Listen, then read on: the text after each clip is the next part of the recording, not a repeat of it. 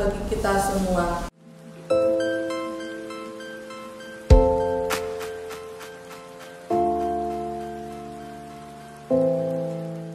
Yang pertama, kita harus mengetahui prinsip pemberian obat.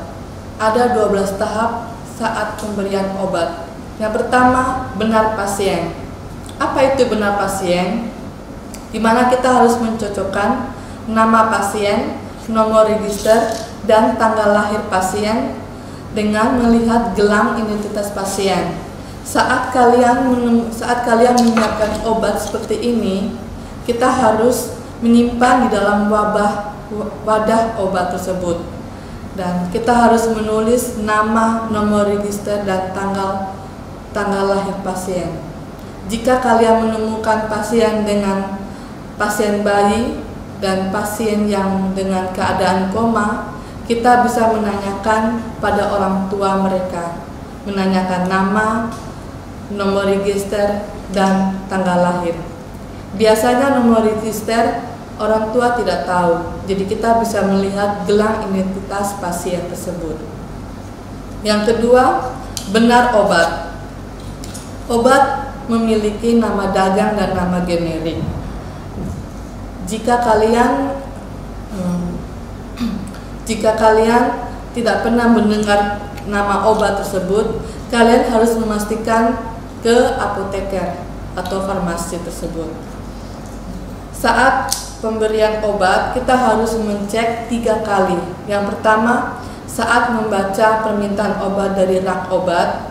Yang kedua, label obat atau botol dibandingkan dengan obat yang diminta. Yang ketiga, saat dikembalikan ke rak obat. Jika label tidak bisa dibaca, segera dikembalikan ke farmasi atau apoteker. Yang ketiga, benar dosis.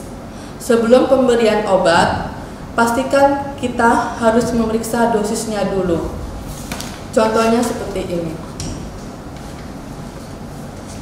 Misalnya, antasida 3 kali 1 tablet atau cefotaxime 2 kali 500 mg.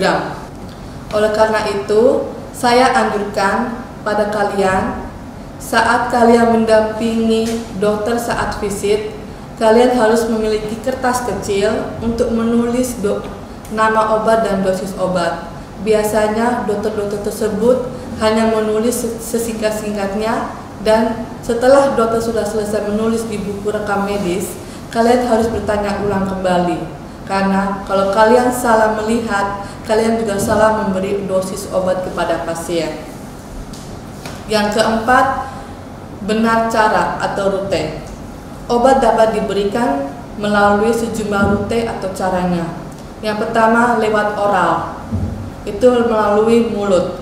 Yang kedua, obat juga bisa melalui rongga mulut atau namanya sublingual atau namanya bukal. Itu ada biasanya obatnya ISDN yang biasanya ditaruh di bawah lidah.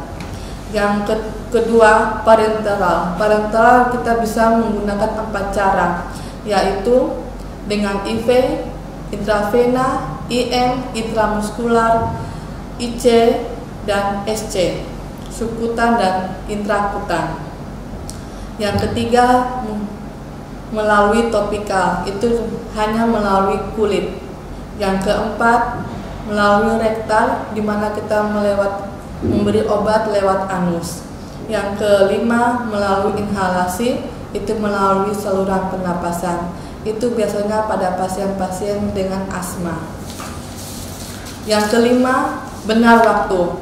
Obat biasanya diberi dengan waktu yang berbeda. Misalnya pada obat antasida itu biasanya diberi sebelum makan, yang istilahnya AC. Dan ada obat yang setelah makan, itu biasanya disebut dengan PC. Ingat, waktunya berbeda, yaitu 1 jam. 1 jam sebelum makan dan 1 jam sesudah makan. Jangan pernah memberi obat pada waktu yang setelah makan, misalnya 5 menit, 10 menit. Jadi harus dianjurkan 1 jam. Yang keenam, benar dokumentasi. Setelah kita memberikan obat, jangan lupa kita menulis apa yang sudah kita beri. Misalnya antasida 3x1 AC pagi sebelum makan. Kita langsung titik, dan setelah kita memberikannya, kita langsung tanda tangan di sampingnya. Dan setelah itu kalian menulis di buku catatan keperawatan, menulis bahwa kalian sudah memberi obat pada saat jam begitu. Dan jangan lupa efek samping dari obat yang diberikan. Benar evaluasi, itu sama halnya dengan tadi yang Ibu jelaskan, yaitu tentang efek samping. Setelah kalian memberikan obat 5 menit atau 10 menit, setelah itu kalian harus konfirmasi lagi ke pasien, apakah ada masalah, apakah ada efek sampingnya. Jika ada masalah, kalian harus lapor ke dokter dan harus mendapat obat untuk segera. Dan saat dokter visit, kita bisa melaporkannya di saat itu. Yang ke-8, benar pengkajian. Sebelum kalian memberi obat, terlebih dahulu kan kalian harus melakukan tanda-tanda vital, tensi, pemeriksaan tensi, pemeriksaan suhu, pemeriksaan nadi, dan pemeriksaan pernapasan. Kenapa hal itu harus dilakukan? Jika kalian mendapatkan pasien dengan pasien hipertensi dan kalian memberi obat dengan captopril, contohnya dengan dosisnya 25 mg. Untuk saat ini Ibu cuma kasih contoh 12,5 mg. Jadi kalau kalian belum sempat tensi dan tiba-tiba pasien tensinya turun, kalian langsung memberi obat captopril, itu pasien akan mengalami tensi juga turun sendiri. Jadi kalian harus melakukan TTV. Sama halnya dengan kalian mengukur suhu. Kalian juga harus mengukur suhu dulu, baru kalian bisa memberi obat.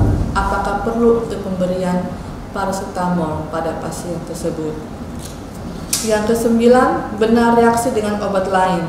Jadi kalian harus memberikan obat, misalnya antibiotik, kalian bisa diberikan dengan obat yang untuk kulit. Yang ke-10, benar reaksi terhadap makanan. Jadi saat kalian memberi obat tersebut hanya bisa diberikan setelah makan, atau obat tersebut hanya bisa diberikan sebelum makan. Contohnya antasida yang sebelum makan. Yang 11, hak pasien untuk menolak. Pasien berhak untuk menolak obat-obat tertentu.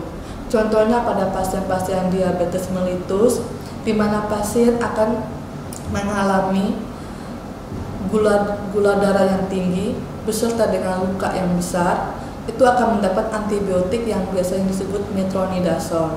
Dan efek samping adalah mual muntah. Kalau kalian memberikan obat seperti itu, kalian harus informasikan kepada pasien bahwa efek samping dari obat tersebut adalah mual muntah. Apakah pasien setuju atau tidak, dia yang memiliki hak untuk menyetujui obat tersebut. 12. Benar pendidikan kesehatan perihal medikasi klien.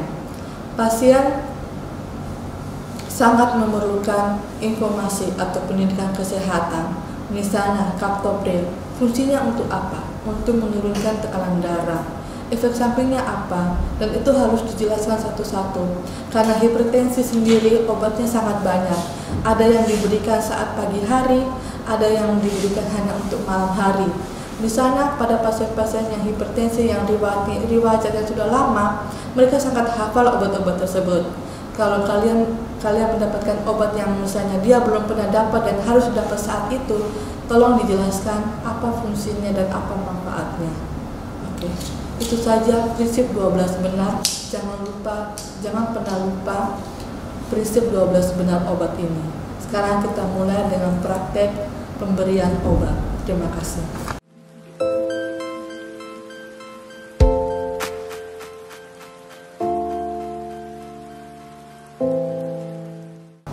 Yang pertama, pengkajian. Cocokkan pesanan dokter dengan kartu obat dan laporkan bila ada ketidakjelasan. Dengan obat ditambah dengan kartu obat, kita harus pastikan. Yang kedua, pahami kerja obat, pertimbangkan pemakaian, dosis aman, maksud pemberian, efek yang menyimpang, dan efek samping dari obat yang diberikan. Jadi kita harus pastikan obat tersebut ada efek samping atau tidak pada pasien. Apakah pemberian obat secara oral lebih efisien?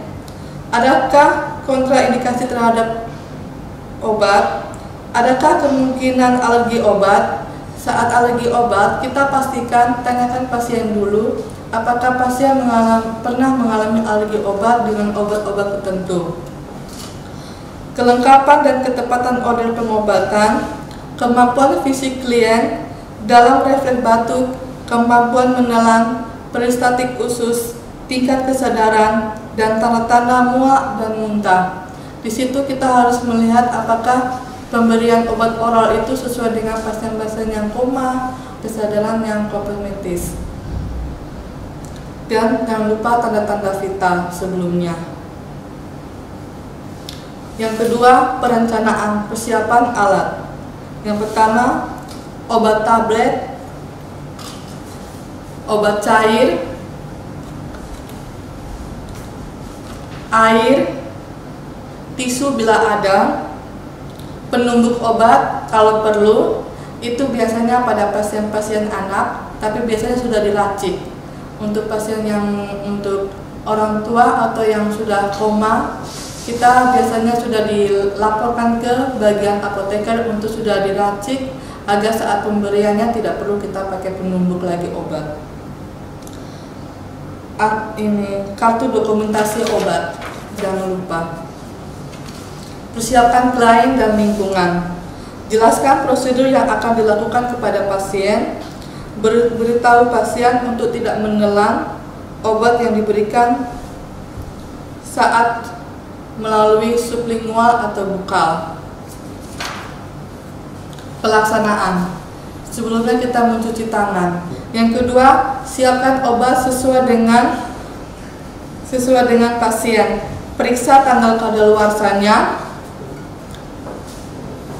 dan hitung dosis. Perhatikan obat yang belum biasa dipakai pasien. Obat yang akan diberikan dalam kesempatan yang sama diletakkan pada satu tempat.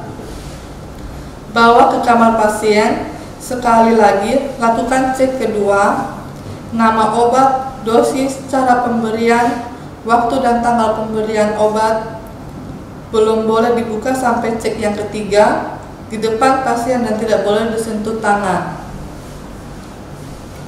Jadi, saya sudah siapkan obat. Di sini saya hanya memotong, siapkan di tempat bokal.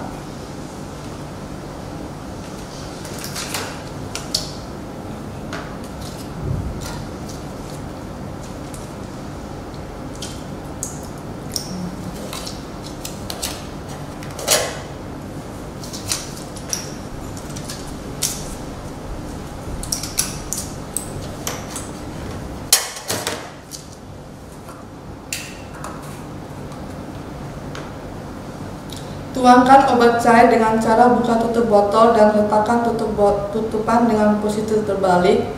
Tuang obat dan botol dengan label arah ke atas. Ukur dosis dengan membaca di bawah minisius. Bawa obat dan daftar obat ke pasien. Cek identitas, cek nama klien pada gelang atau papan identitas. Menanyakan namanya. Jelaskan kepada pasien obat yang akan diberikan. Bila tidak ada pertanyaan, obat baru dibuka dan dari bungkusan yang diberikan kepada pasien.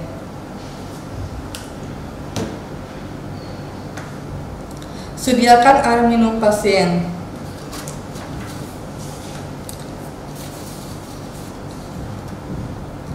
Atur posisi yang nyaman. Klien sebaiknya dalam posisi duduk untuk mempermudah menelan obat. Anjurkan untuk tidak menekuk leher waktu menelan. Berikan obat kepada pasien dan menganjurkan untuk menelan dengan air atau cara lain bila tidak ada kontraindikasi. Observasi waktu klien minum obat. Bila klien kesulitan menelan, masukkan jari dengan sarung tangan hati-hati ke dalam mulut untuk memasukkan obat jauh di belakang lidah. Baru diberikan minum, kemudian pastikan obat sudah diminum. Cuci tangan. Saya sudah menyiapkan obatnya. Di sini ada obat oral dan obat sirup. Dan juga saya sudah siapkan dengan sarung tangan dan daftar obat.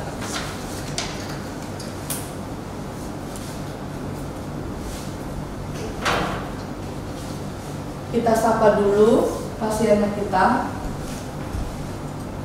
Selamat pagi Ibu. Ibu Niko. Pagi hari ini dengan dengan Suster Ika. Suster Ika akan memberikan obat. Yang pertama obat oral, yang untuk obat kaptopril dan obat kaptopril untuk hipertensi ibu. Yang kedua, suster akan kasih obat untuk asmanya ibu. Apakah ibu bersedia untuk meminum obat? Pasien sudah bersedia untuk meminum obat. Sebelumnya kita cek lagi, apakah benar ibu bernama Ibu Niko?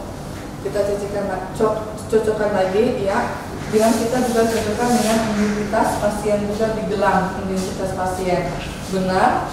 Setelah itu baru kita memberikan obat ke pasiennya. Kita membuka. Anjurkan pasien untuk duduk. Karena kita menggunakan patung, jadi pasien hanya kita bisa membantu.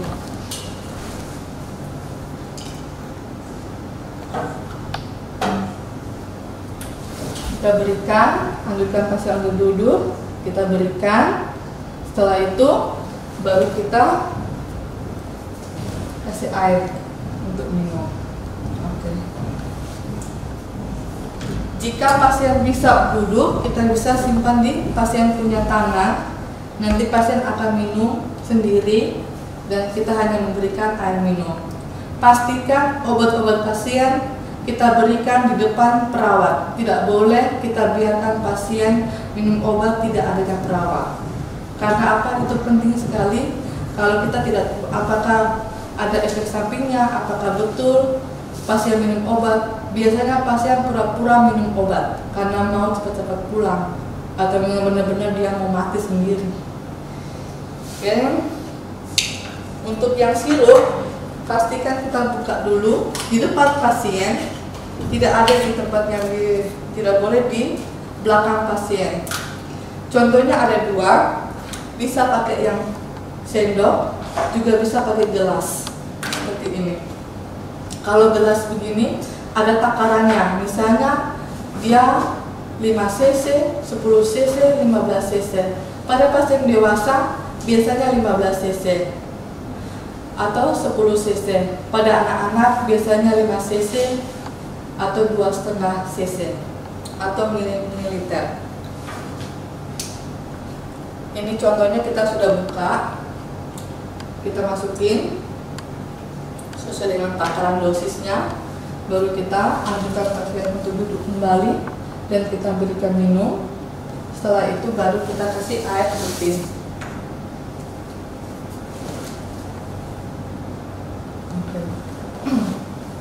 Ini pemberian obat secara oral. Setelah kita lakukan pemberian obat secara oral ini, jangan lupa kita dokumentasi, yaitu kita mencatat bahwa kita sudah memberikan obat dan tanda tangan di samping. Dan jangan lupa kita catat lagi di buku catatan keperawatan bahwa kita sudah memberikan. Setelah kemudian kita rapikan alatnya. 5-10 menit lagi kita datang, apakah ada masalah? Jika pasien bilang tidak ada masalah, baru kita berarti pasien normal dan tidak ada masalah dari efek samping tersebut. Oke, saya lanjut yang kedua, yaitu pemberian secara sublingual atau secara bokal. Obatnya juga sudah saya siapkan.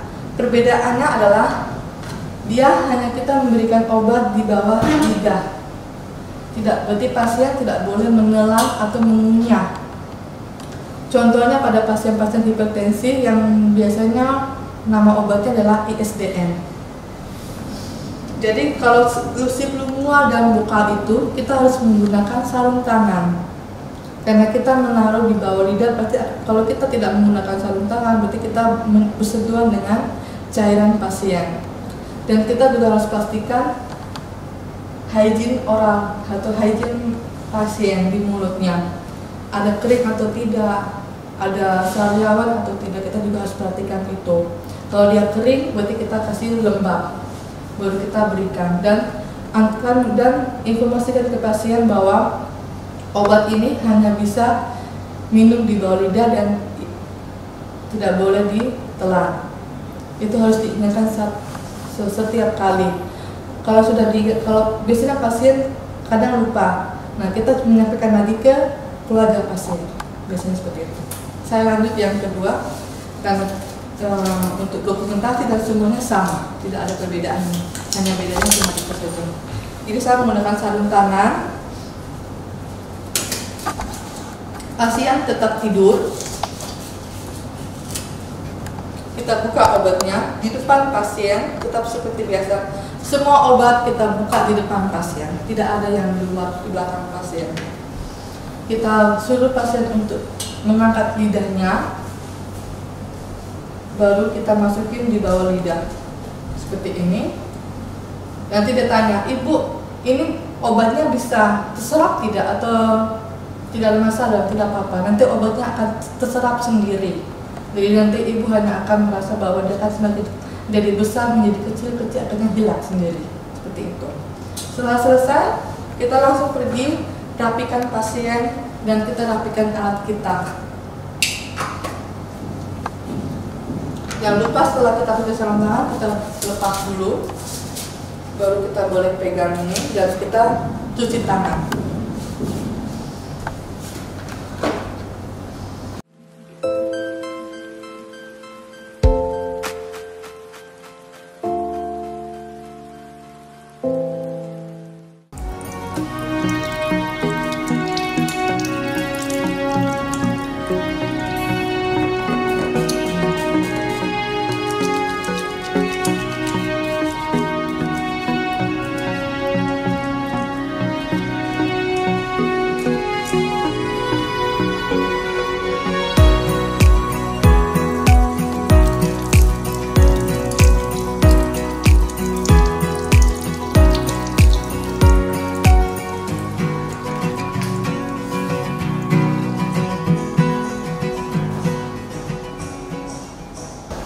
Oke, setelah kita cuci tangan, kita lakukan dokumentasi.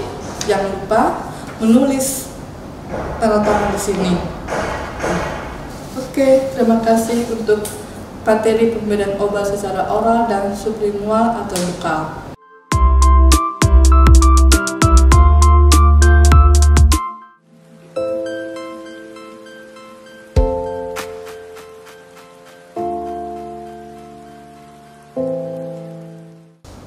Ya, materi berikutnya pemberian obat secara topikal.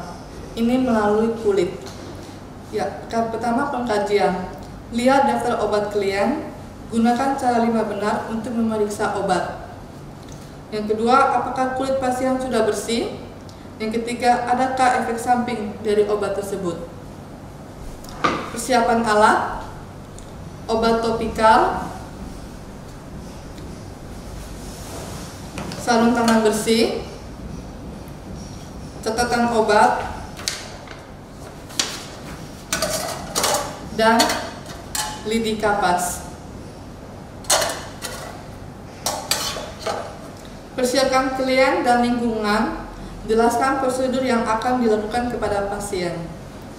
Pelaksanaannya, cuci tangan, identifikasi pasien dengan memeriksa gelang tangan, gelang nama, dan papan tempat tidur, serta menanyakan namanya. Tutup tirai tempat tidur, pintu dan jendela. Cuci tangan dan pakai sarung tangan. Posisikan pasien dengan nyaman, tutup bagian tubuh bagian yang akan diberi obat. Kaji kondisi kulit secara menyeluruh, bersihkan daerah yang akan diobati dari segala sisa jaringan dan kotoran. Bila kulit terlalu kering, biarkan pemberian obat saat kulit masih basah.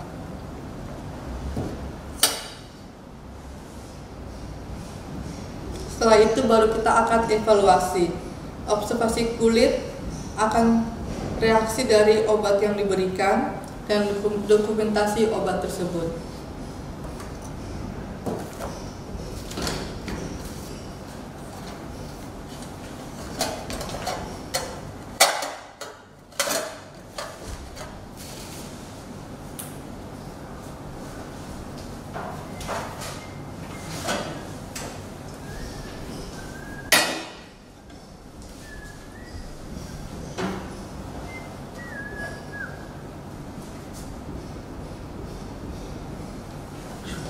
Pertama, kita lakukan pengkajian.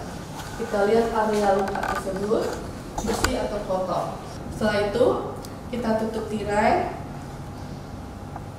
Kita jelaskan ke pasien. Selamat pagi Ibu Niko, saya dan Ibu Suster Ika. Hari ini saya akan memberi obat salep karena Ibu Niko punya luka masih ada, belum bisa sembuh. Makanya dokter kemarin memberikan salep. Yang kemarinnya belum bisa diberikan salep. Salep namanya gentamicin, yaitu obat antibiotik pada kulit tersebut. Karena luka ini, contoh ini saja lukanya ini sudah dibersihkan, Ibu hanya akan ajarkan cara memberikan obat salep yang benar. Kita gunakan sarung tangan dulu.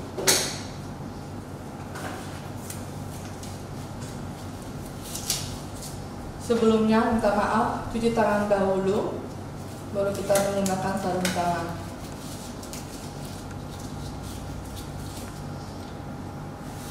Karena lidi kapas adalah steril, kita menggunakan korentan.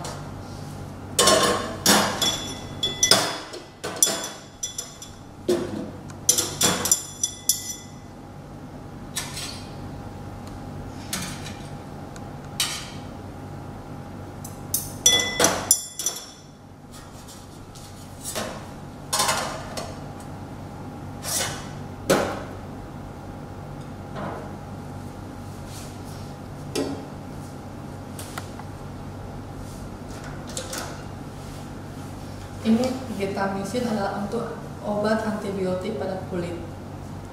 Kita buka. Setelah itu baru kita taruh di sini. Setelah taruh di situ, baru kita tutup kembali dan kita oleskan luka tersebut secara merata. Saya jarang menganjurkan kalian menggunakan caranya seperti ini. Salep, berikan lidi kapas.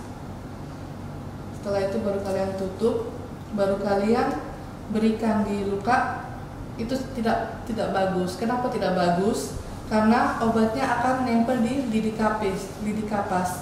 Dan lebih bagusnya obat ini taruh di luka, baru kita oleskan pakai lidi kapas. Itu yang benar. Setelah itu baru kalian buang di piala ginjal. Kita ulang lagi. Pertama, obatnya.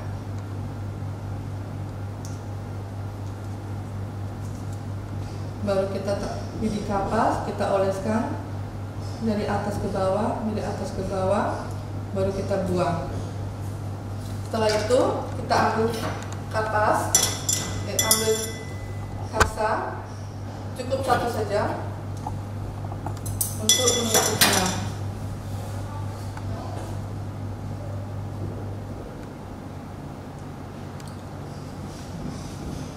Biasanya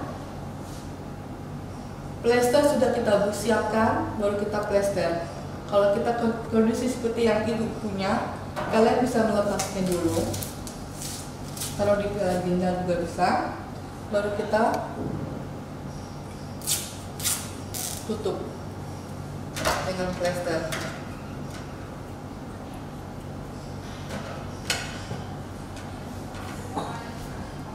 Kalau seperti ini kita masih bisa, karena kita tidak memegang luka yang sudah kita kasih obat. Bagian sini kan bagian kotor, jadi tidak ada masalah. Kecuali bagian tengah, itu kita masih bisa untuk lepas sarung tangan. Oke. Setelah itu baru kita siapkan, kita rapikan pasiennya. Kita juga rapikan alat-alatnya. Baru kita bilang, Ibu Niko, terima kasih sudah membantu Suster Ika. Sekarang obatnya sudah diberikan. Nanti kalau ada apa-apa, misalnya ada alergi atau ada gatal, tolong sampaikan ke Ibu Suster Ika atau perawat yang lain. Terima kasih Ibu Niko. Seperti itu penutupnya. Setelah itu kita kembali lagi. Jangan lupa tetap kita dokumentasi obat. Dan jangan lupa juga kita buat dokumentasi di catatan keperawatan, jamnya, pemberian obatnya lewat apa, dan efek samping dari obat yang diberikan. Kalau tidak ada, kita bilang efek samping dari pemberian obat tidak ada. Seperti itu saja. Jangan bercerita. Kalau bercerita panjang di catatan keperawatannya.